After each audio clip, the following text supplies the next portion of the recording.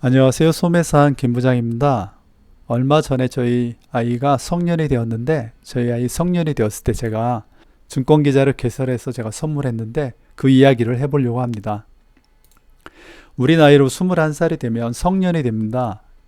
그 전에는 물론 그 전에도 제가 아이에게 증권을 만들 수도 있고 하지만은 그 전까지는 제가 가지고 있다가 성년이 되었을 때 성년의 날 기념 그리고 성년이 되는 의미 그 의미를 좀 전달해 주려고 제가 증권 계좌를 개설해서 돈을 넣어서 선물을 해줬습니다. 제가 이런 생각을 하게 된 거에는 예전에는 지금은 그렇지 않지만 예전에는 돌잔치를 좀 크게 했잖아요. 그래서 저희 아이 돌잔치도 상당히 좀 크게 했던 것 같습니다. 친척 지인들 모시고 그러다 보니까 축하금이 꽤 들어왔어요. 그래서 그때 들어왔던 비용과 그 비용만큼을 내가 다시 넣어서 증권 계좌를 만들어 줬습니다. 제가 이런 생각을 했던 그 배경에는 그 유대인의 성인식을 보고 좀 인사이트를 얻은 것 같습니다. 유대인들은 성인이 되면 근데 또 유대인 성인은 13세니까 좀 어린 나이에 더 어린 나이네 한국보다는 어린 나이에 성인식을 하는데 세 가지 선물을 준다고 합니다. 성경과 또 손목시계, 축의금. 근데 이 축의금이 시드머니 개념으로 준다고 그래요. 그래서 보통은 5천만 원이 넘는다고 합니다. 뭐 지금도 그런지 모르겠지만 자료를 찾아보니까 보통 5천만 원 이상은 된다고 하네요. 근데 축의금을 이렇게 많이 주는 이유는 세 가지가 있다고 해요. 첫 번째로는 재정적인 책임, 즉 재정적인 독립을 할 수 있도록 만들고 또 뭐 친척분들한테 아이의 미래를 응원하는 축의금 개념도 있고요. 그리고는 경제교육, 이제 이 시드머니를 가지고 경제관념 또 투자를 해서 어떻게 재테크를 해야 되는지를 가르친다는 의미가 있다고 합니다. 그래서 저희가 이걸 보고 우리 아이도 성년이 되면 시드머니를 준비해서 줘야겠다 이런 생각을 했었습니다. 우리 아이 돌 때 제가 축의금으로 받은 돈이 대략 한 1,000만 원 정도 되더라고요. 그래서 돌잔치 비용은 저희가 그냥 내고 그 비용은 고스란히 모아서 제가 가지고 있었고요. 그 비용에 1,000만 원을 더해서 제가 2천만 원으로 우리 아이에게 주식을, 증권을 개설해서 만들어 주었습니다. 우리 아이가 이런 이야기를 하더라고요. 아빠 왜 나는 주식도 모르는데 왜 증권을 만들어? 그리고 우리 애가 그런 이야기를 하더라고요. 왜 2천만 원을 벌써 주냐? 나중에 줘라. 무섭다. 뭐 이런 이야기도 하더라고요. 그러니까 어쩌면 우리 아이들한테는 20살이 돼도 경제적인 독립을 스스로가 두려워하는 것 같더라고요. 그게 조금 유대인들의 그 아이들을 키우는 그런 모습과 비교해 보면 좀 아쉽다는 생각이 들었어요.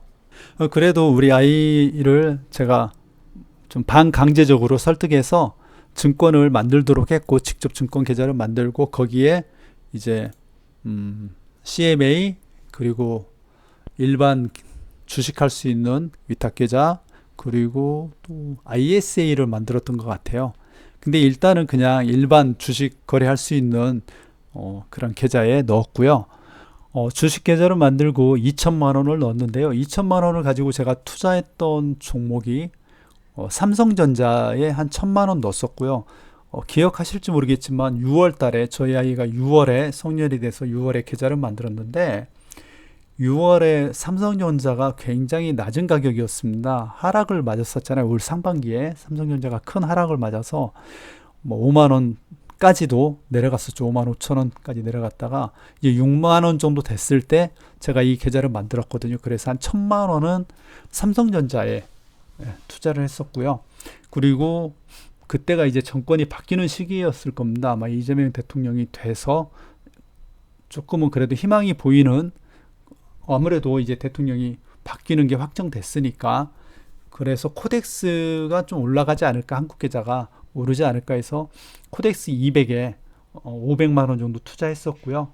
그리고 금에 한 500만 원 정도 이렇게 넣었던 것 같습니다. 그래서 2천만 원 넣어서 아이에게 주었고요.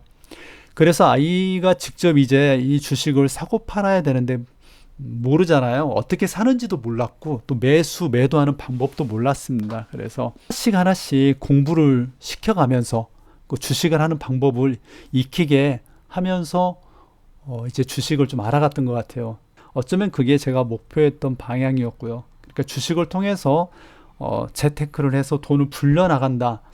이거는 조금 다른 이야기였고요. 제가 하고 싶은 이야기는 어떻게 주식을 하는 거고, 주식은 경제와 어떻게 연관이 돼 있고, 또 너의 미래를 위해서는 어떻게든 금융 주식, 재테크 이런 부분에 관심을 가져야 된다는 걸 아이에게 전달해 주고 싶었어요. 그런데 마침 올 상반기 지금까지도 주식 시장이 굉장히 좋잖아요. 그래서 삼성전자가 한 7만 5천 원 정도가 됐을 때 우리 아이가 무서워하더라고요. 금액이 막 오르니까. 그리고 그때 우리 아이가 아르바이트를 했었는데, 아르바이트에서 한 달에 버는 용돈이, 한 달에 버는 아르바이트비가 30만 원 정도 됐던 것 같아요. 토요일하고 금요일 이렇게 이틀 했는데 30만 원 정도 벌었던 것 같습니다. 그런데 삼성전자 주식이 한 3달치, 4달치 알바비 정도가 돼버린 거예요. 지금 보시면 알겠지만 2,400만 원이거든요. 그러니까 400만 원 돈이 삼성전자와 코덱스 또 금이 또 막 올랐잖아요. 그래서 합쳐 보니까 지금은 한 400만 원 정도 수익이 났더라고요. 우리 아이가 이걸 보면서 좀 느끼는 바가 있었어요. 아, 금융 재테크라는 게 하긴 해야 되나 보다. 뭐 크게 느낀 건 아니고요. 그리고 한 가지 더 좀 재밌었던 거는, 내가 알바해서 기껏 버는 돈이, 그러니까 알바 열심히 해서 내가 버는 용돈이 이거였는데 아무것도 안 하고 이렇게 돈이 벌린다는 거가 받아들이기가 좀 힘들었던 것 같아요. 아직은 좀 순수한 그 아이잖아요. 이렇게 아무것도 안 하는데 돈이 벌린다는 거가 좀 어색했던 것 같아요. 근데 저는 그거를 공부시켜야 했고, 그래서 지금은 좀 많이 팔았죠. 지금은 화면에 보이는 정도가 남은 겁니다. 삼성전자 한 10주 남겨놨고요. 코덱스는 한 20주 남겨놓고, 금을 좀 더 많이 사놨고, 그 다음에 현금을 좀 많이 남겨놨네요. 그리고 우리 아이가 조금씩 이제 공부를 해야 되는데, 사실 공부를 하진 않더라고요. 제가 이거 이러니까 이렇게 해라 하면은 하긴 하는데, 아직은 크게 관심은 없는 것 같습니다. 그래도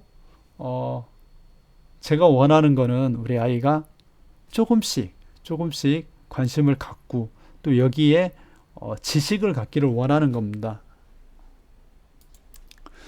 그래서 우리 아이가 뭐 큰 부자가 되기를 원하는 마음도 있죠. 큰 부자라기보다는 인생을 살아가는데 어렵지 않게 살았으면 좋겠다 하는 이 부모의 마음이 있고요. 또 다른 사람들보다 뒤떨어지게 사는 거를 원하지 않으니까요. 좀 더 앞서갔으면 좋겠고, 그리고 경제라는 게, 금융소득이라는 게 얼마나 중요한 것인지 아이에게 전달해 주고 싶었습니다. 이 영상을 보시는 분들도 한 번쯤은 시도해 보시는 게 어떨까 해서 제가 했던 방식을 공유해 보았습니다.